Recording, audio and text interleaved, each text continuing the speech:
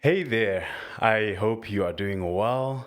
This is Anesu, formerly known as Anex, coming back to social media after 5 years of being gone. And I'm here to tell my story. My story is a simple one. It begins like any other Zimbabwean person who finds themselves in South Africa today. The year was 2009 when I came to South Africa after things had gone really bad in Zim back home. So I remember in 2009, we drove out of darkness literally into light. The highways were spiraling into each other, and it was just, so many cars. I hadn't seen so many cars in my life ever before. And this marked a change in my life. This was a new beginning, and I was venturing into the unknown. It was myself, my two younger brothers, and my mother joining our dad here in South Africa. He had come in 2006 to look for a better life for us. We went to Cape Town, and that's where everything would change for me. So I remember arriving, meeting our dad, giving a big warm hug after a few years of not having seen him. And immediately we enrolled to school. And I remember being in grade six, and our very first day in school was an outing. We got on the sightseeing bus, the red bus, for those of you that do know that bus in Cape Town. And the very next day, I had to give an unprepared speech in Afrikaans. I didn't know the language, and it was strange to me. So I remember reading a few lines that my friends had written for me. I read Ek het die berge gezien, in my best Zim accent, and the class laughed at me. But that was the beginning of my experience in South Africa. So I was rejected. I faced a lot of backlash from the students for being different, and I didn't know what to do. So I remember one day walking with my mother in town. I walked past a certain store that will go unnamed. And in the store, I saw the window display. And in the window were mannequins, and there was also a picture of a person. And I wondered how the person got into the window. And from that day onwards, I wanted to be the person in the window. I wanted to be a model. We got in the store, and I saw this amazing suit, and I asked my mother, can I have this suit? We looked at the price tag, and needless to say, it was almost the same amount that we would use for groceries in a month as a family. And she outright said, "There's no way that I'm going to buy you this expensive suit." But on that day, something sparked within my heart, and I think the fashion bug bit me. And it became my aim and my goal to pursue fashion from that day until 2020. So I researched, how does one, get into the store window? How does one get into these campaigns? And I saw that one had to join an agency. I looked for an agency. I found one. I went to the office. I won't name the agencies, but I think all of them said, "No, you are just too short." And I thought to myself, man, what am I going to do? But I still needed to get my voice out there. So I started a blog that I would document South African fashion designers. And it went well for a while. The year was about 2014, 2015. And on the blog, I would, meet different designers, document their clothing, and just raise awareness around local fashion. So one thing led to the next. The blog started picking up a bit of traction. I would also document my looks on Instagram, which was a fairly new and growing platform at the time. And people started liking what I was doing. Fast forward 2015, in my matric year, I found out about this amazing concept called the metric ball. We don't have that in Zim, so it was an entirely new concept that I learned here in South Africa. And we needed to obviously have the best suit that one can buy for this amazing day. So again, I went back to my mom and I said, "Hey, it's my metric ball. Can you buy me a suit?" Again, we looked at the price tag, and needless to say that I didn't get the suit. However, there was a brand that ran a campaign which would basically give access to students that were less fortunate to buy any suit that they want in their store after winning this competition. The competition rules were simple. All you had to do was post a picture of yourself dressed in your best look. The picture with the most likes wins. And there I was, scrolled in my phone, and I selected one of the pictures that I had taken at church. I am someone who was raised up as a Christian, and the Christian values were instilled in me. So I took my picture at church, I posted it online, I asked all my friends to share the picture, to like the picture, so that I can win this competition, so I can get a suit for my matric ball. The picture went really viral, it did really well, got the most likes, and I won the competition. I was so excited. I got an email from the marketing manager of this brand asking me for my sizes so that they could be reserved in store.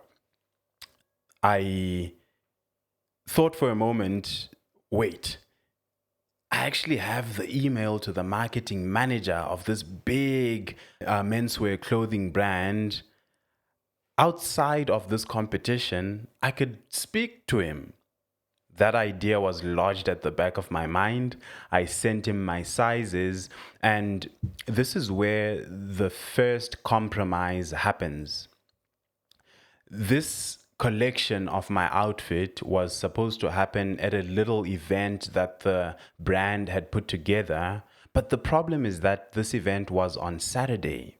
Now, I worship God on Sabbath, that is the seventh day of the week, as found in the Bible. And all my life, I had been raised up to revere, to honor the Sabbath, not to do my own work, not to do my own pleasures. But for the very first time, I rationalized this concept and I told God that, you know what? My mother doesn't have money to buy me a suit. I've won this competition, and all I'm gonna do is just collect the suit in store and I'll come back home. So I went to church in the morning. The event was only starting in the afternoon, and I found myself at the store, at Canal Walk, in fact, to pick up the suit.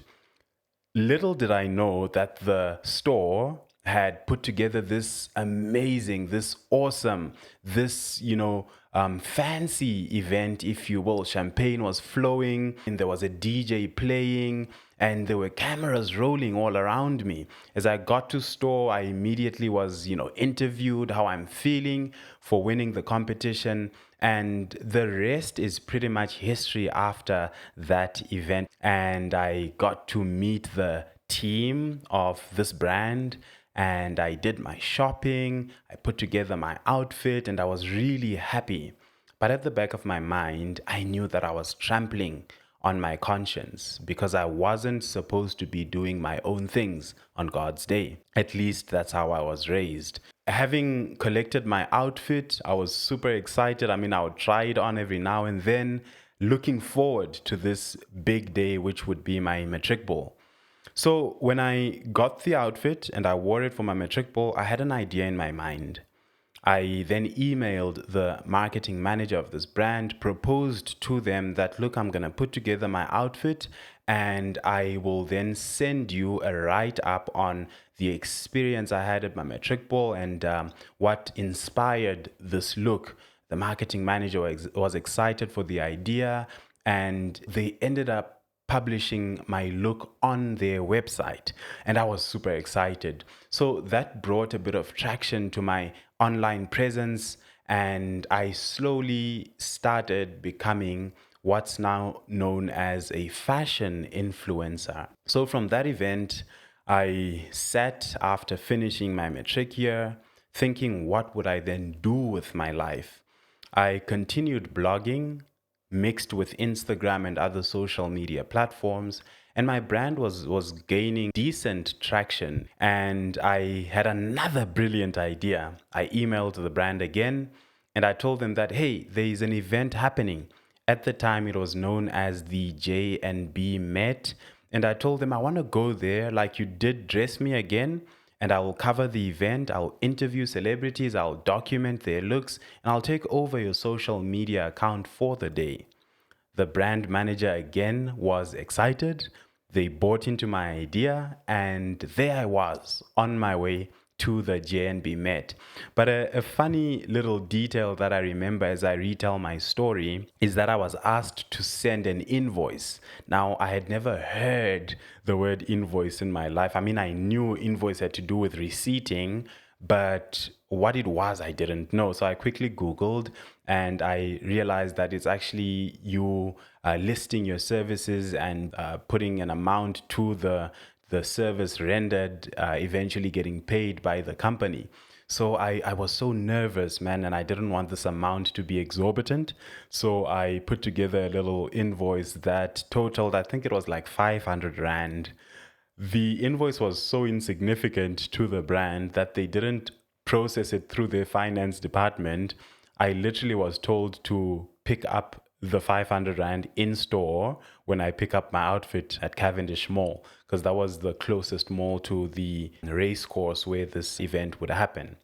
I find that story amusing till this day. But fast forward, I get to the event. And there I see all the people that I had grown up watching on TV, all the fashion icons of South Africa, if you will, that I had looked up to, and I was just amazed.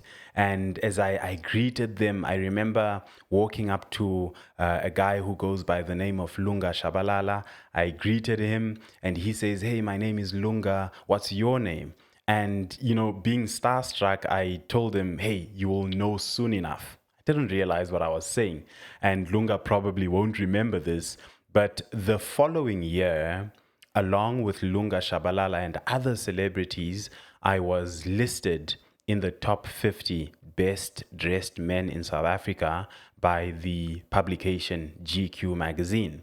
So from that day onwards, things just started picking up for me. I mean, I did an amazing work, at least I would think, for the brand, gave them what they needed, and my career had officially began in the fashion and entertainment industry. From that day onwards, I found myself booking campaigns.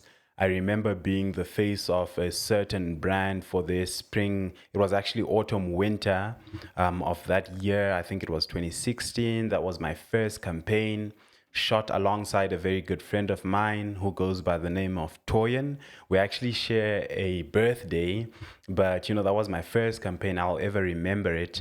And I actually got paid for that campaign. And I bought my first iPhone. I mean, everyone wanted an iPhone. I bought my first iPhone by myself. And I was really busy flying up and down, being invited to exclusive events.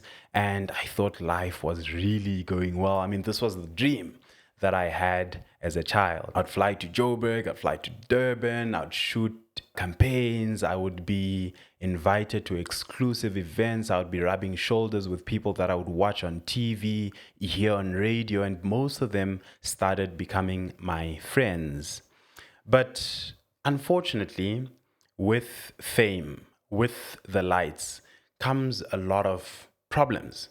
And I think some of the initial problems that I faced was the temptation to indulge in activities like clubbing, activities like drinking alcohol. I was barely 18, 19 at the time, but I found myself being drawn into these activities because that's what was all around me. So I started drinking alcohol. I tasted weed for the first time, and I really liked it. And I started smoking that quite a lot. And I just started becoming this person, this persona who was really cool, who thought, I mean, at least in my head, that I was the greatest thing ever to happen in the existence of humanity. I say this with a heavy heart, but I did get a big head and I started losing friendships while I gained new friendships that were really interested in who I was as a brand, if you will. The year 2017 comes along, and I've got a party that I needed to attend. I attended this party with very good friends who are musicians, and we performed at UWC. And the evening, we, were at the hotel, we drank what we drank, and I was driving the morning, and I got into an accident, a big accident. Till this day, I've got a scar on my neck, that stands to be a reminder of how my life was saved in that accident. I was 19 at the time. I just bought my first car at that age after, collecting all monies from campaigns, and I was really excited. But unfortunately, I found myself in an accident. When that accident happened, I had a choice that I could have made. I knew that I wasn't meant to be in this entertainment and fashion industry. And this accident came as a reminder. But before I could even recover fully, I found myself back on set, this time for an international brand in a campaign that was international as well. And I quickly forgot about the accident. I actually remember going to the launch of this campaign wearing a polo neck to cover the scar that I had. And I literally bought a new car the next weekend. After a certain few campaigns had paid off, I bought a new phone because I lost my phone in the accident. The towing guys took the phone. And I was back running as usual. And this happened each and every year. Something would happen that would make me really think about my decision of being involved in the entertainment industry. But before you know it, it would be the next big thing again, the next big campaign, the next big event, the next destination. I experienced so much success. I remember winning the best dressed at the Sun Met. That took place in 2017 or 18. I don't remember the years quite well. I went to Sun City with a friend of mine. And, from then on, people just really wanted to work with me. And the campaigns were coming in, very smoothly. The turning point is the whole purpose and reason. I want to share this story.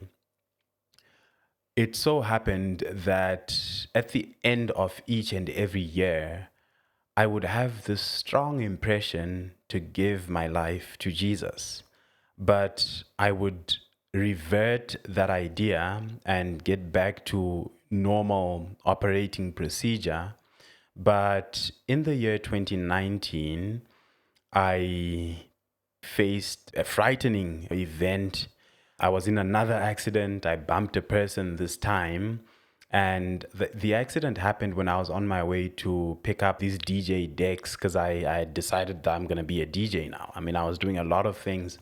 I had a sponsorship with a sportswear brand who was sponsoring me to play soccer. And, I was really involved in a lot of celebrity exhibition matches, and I was playing with the likes of Teko Modise, your Benny McCarthy's. I remember playing in one tournament with them, and football was one of my interests.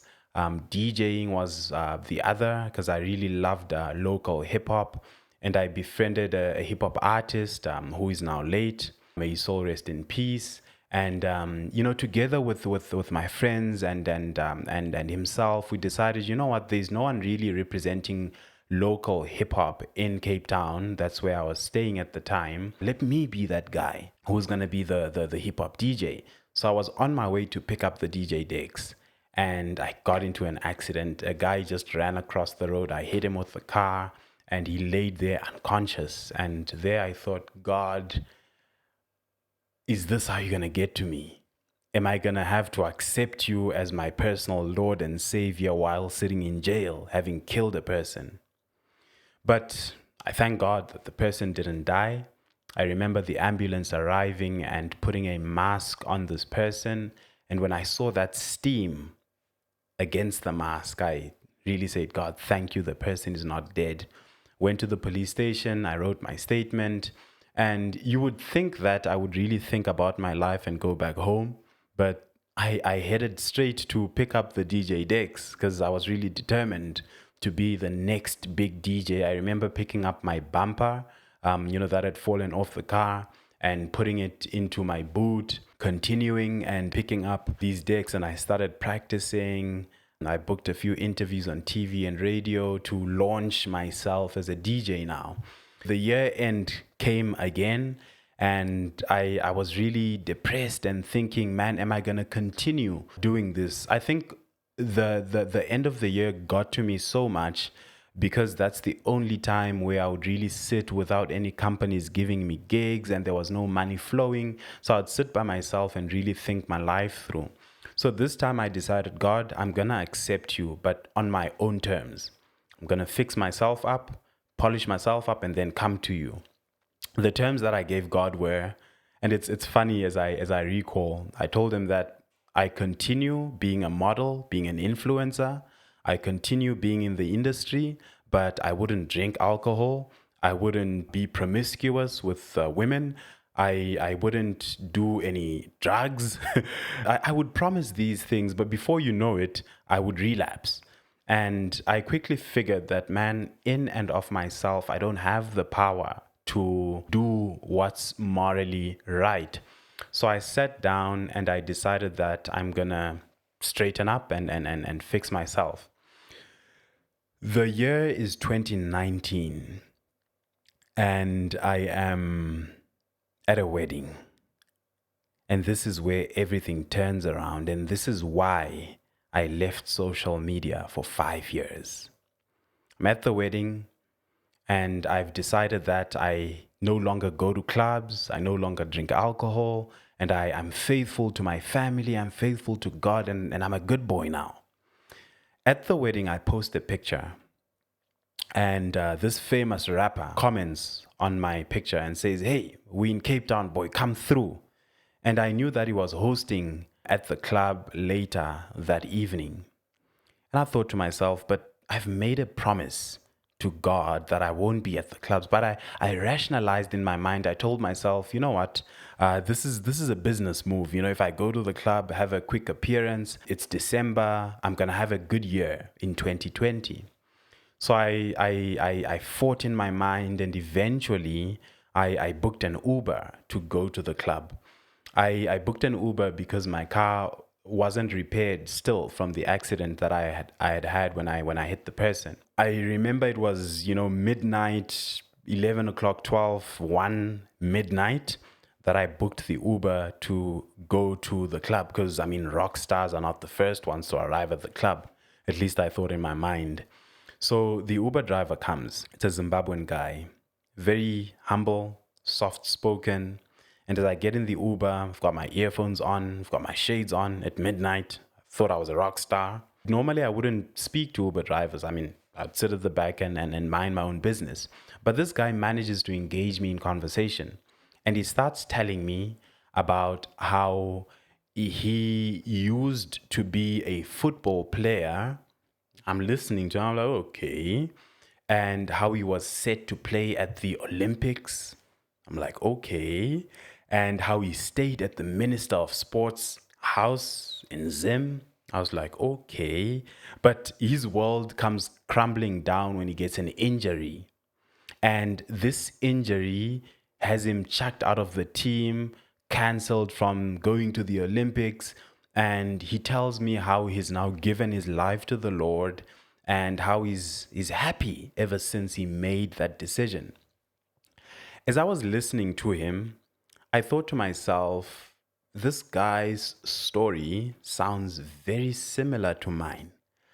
But it's probably just Uber drivers and their story, and this has no implications to my life whatsoever. So I ignored him. He dropped me off at the club, and I got in my rock star mode. I mean, I was about to rock now. And as he drops me off, he says something along the lines of choose wisely, as if he knew the decision that I had to make in my mind.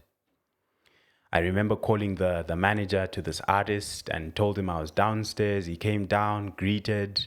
I got my VIP tag. We were escorted to VIP at the club. I saw the artist. He greeted me.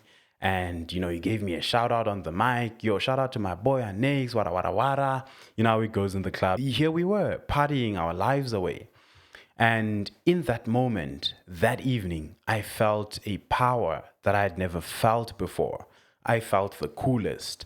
I felt the smartest. I just felt like I had the whole room under my control. And the night went on.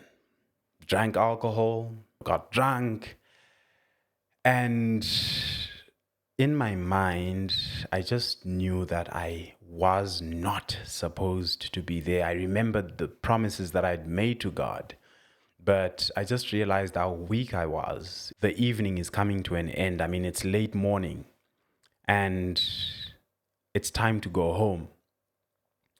When the club party ends, everyone stands outside the club booking Ubers, getting into their cars, and I remember walking up to this artist to say goodbye. And there he was, standing with another DJ. And I remember the conversation vaguely, but it was along the lines of this DJ complaining to this, major hip hop artist that his career wasn't going too well, things were a bit slow. And as I'm approaching him to say goodbye, he pulls me close. He's like, yo, come hear something from my boy. Anix was the name that I went by at the time. And he says, I've known this boy since he entered the game. Now I'm thinking to myself, there's no way, because I met this guy in 2018. How did he know me when I entered the game in like 2015? But I stood there and he was wanting to make a point illustrating using me. And he tells this DJ that this is the boy's 5th year in the game now, and something special is about to happen. You need to be patient. He was talking to the DJ, and I was like, okay. And I mean, that conversation felt really, it was odd. Goosebumps coming out, and I was like, but you didn't know me 5 years ago. And as he's making his point, he says, I've been in the game for 10 years and something special is about to happen in my life. And the whole point he was making is that in the entertainment industry, for you to be successful, wait for the 5-year mark, wait for the 10-year mark, and something special would happen. We eventually get around to saying our goodbyes at the club, and here I am with the choice to go with a bunch of girls to the hotel and do whatever I was accustomed to doing. But in that moment, I remembered my promise to God, and I I had this little deal in my mind. I said, God, there's a yellow cab standing there. If that cab doesn't leave by the time I say goodbye to everyone, I would get into the cab and go. But if it leaves before I say goodbye to everyone, I'm jumping in the bus, I'm going with the girls. And in that moment, I managed to say goodbye to everyone, and the yellow cab was still there. It's like, okay, cool, it's time to go home. So I go to the cab, I knock on the window, the driver rolls down the window and he says, where are you going? He was a big Nigerian guy. I say so because he told me where he was from later on when we were on the way. And I told him, man, I'm going to Kales River. That's where I stayed in the northern suburbs of Cape Town. He says, I don't go to Kales River. That's too far for me. And I told him, but man, it's just 20 minutes down the road. I mean, it won't hurt. He rolls up his window and he's like, no, I don't go there. Now I was like, God, I've tried. Now it's time for me to go in the bus and go to the hotel with the girls. But in the moment that I turned around to walk away, the man called me back, opens his window and he says, get inside, we'll go. As I got in, he tells me that there's an innocence to your face that I thought I should take you. We get in the car and we're on our way. I remember driving past Century City on the N1, and we were speaking. And he asks me, who is that guy that everyone was standing around? And I said, man, you don't know that artist? And he says, no, who's that guy? I told him. I tried singing a few songs because my phone was flat. That's why I was in a cab to begin with. He says, oh, okay, cool. I see. I know the songs. I know the guy. I want to tell you something. And I looked at him, and in my mind, I'm going, Uber drivers and their stories. Talks to me. And he says, that guy is dead. He's just a spirit. Now, I'm relaxed and I'm thinking to myself, this guy's ridiculous. What is he talking about? He says, look at me. I looked at him and he says, you've got the power now. And I'm like, what power? He's like, the fame, the fortune, everything is on you now. But there's one thing that you need to be careful about. Now, the car almost got cold, and I could feel a very strange energy, if you will, in the car. This man starts crying, and he tells me how he used to be the driver of some royalty in England, and how they had asked him to actually kill his son. And he gives me this warning. He says, I've been sent to speak to you and tell you that you are about to be the biggest thing. He tells me that he's been alive for 1,000 years. Obviously no one has ever been alive for 1,000 years, but this guy says he's been alive. And he says he's a demigod. And whenever someone comes to me and asks me to give me money, to give me a house, to give me a car, because apparently this is what was going to happen now. I was about to make it big, to be an A-lister, to have a sports car, to have a mansion, to have millions. He told me that I should ask this person, whoever comes to me, presents me these things, I should ask them, what is in it for me? I'm looking at this guy and I'm like, man, this guy is probably on drugs. But it got a lot stranger as we were driving, and I started praying in my heart. And, there's power in the name of Jesus. As I'm praying in my heart that, God, I've been playing, and I realize how serious this warfare over my life is. I really want to give my life over to you right now because I don't know what this guy is talking about. In that moment, this guy looks at me and he's like, stop praying to that Jesus. And I'm like, how does he know that I'm praying? Because I'm just praying in my heart. I ignored him. He continues telling me that if I ever try to leave the industry, I'm going to die or I'm going to be on drugs, as the models in Milan are all hooked on something and, going nuts for trying to leave the industry. I try to contain myself, and this guy tells me that I'm here, I'm stuck. He tells me that the normal people know them as the Illuminati, but they are bigger than that. He goes on to tell me how sacrifice is better than obedience, not what the Bible says of obedience being better than sacrifice. And he basically gives me an offer to say that if I accept the offer, I'm going to be the biggest person ever in the industry, and things are going to go well for me. And I'm thinking in my mind, man, what do I do? What do I make of this? Eventually, he drops me at home. In fact, at my friend's house, because I was just shocked and I was really, shaking. And I told him, man, drop me off at my friend's house. I knocked at my friend's door. I remember his grandmother opening the door and asking me, Anesu, what's wrong with you? You look like you saw a ghost, and I just said, please let me in. As I see my friend, he echoes the same remarks that his grandmother had made, and is like, dude, what's going on? You look a mess. And I told him, bro, I've just been through the most. As this cab driver dropped me outside, he aired similar sentiments to the first driver. He told me, choose wisely. And here I am. at my friend's house and I told him the story. My friend is shocked and is like, dude, what do we do? And eventually I asked him to walk me home. As he walks me home, I get home, and this was probably the most depressing time of my life. I remember December of 2020, sitting down, thinking to myself, I've been playing with God and I need to make a decision.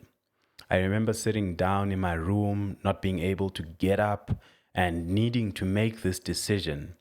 Eventually, I started losing weight. I started posting less on social media. I was really trying to make a decision. I really wanted to follow God, but at the same time, I wanted what the industry had to offer me. I thought of the fame, I thought of the money, and I thought that this is all I know how to do. I've built my brand, I've built myself up, and I mean, how can I live the life of a peasant, of a normal person? The month of March 2020 comes. I remember being at Fashion Week, taking my first gig of the year. The event gets shut down. An announcement came through to shut down the event because it was now COVID. I remember going home and having time with myself because for the past 5 years, I'd never sat down to think alone by myself. Eventually, when COVID happens, I started reading my Bible and I made the decision to give my life to the Lord. I remember praying, and I remember, telling my parents of the decision that I had made, and I emailed a few of my clients that I wouldn't be available for work any longer. And from that day onwards, I gave my life to the Lord. Fast forward 2025, I'm now married with a daughter and serving the Lord. I'm not perfect. I'm still learning and unlearning a lot of things, but I just want to say that you don't have to fix yourself up before you go to God. Come to Him as you are, and He's got peace to give you that surpasses all understanding.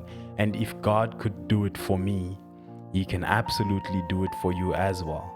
I'm back on social media to share my story and to open up to anyone who may be going through perhaps what I went through, who may be searching for meaning in things that are fleeting, who may be depressed, unable to wake up as I once was. I'm just here to tell you that, man, there's hope if you give your life to the Lord. Thank you for giving me an ear, and I look forward to engaging with all of you. And I'm happy to be back.